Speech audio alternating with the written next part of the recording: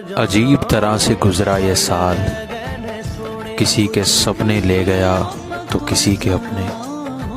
2020 का ये आखिरी दिन है, अगर कोई रह गया है तो वो भी अपनी औकात दिखा सकता है।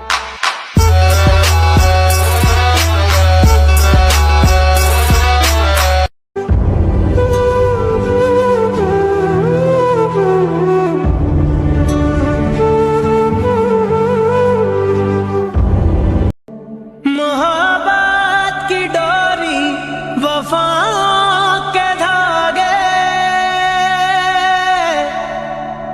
अगर टूट जाए। अल्लाहु अल्लाहु अल्लाहु अल्लाह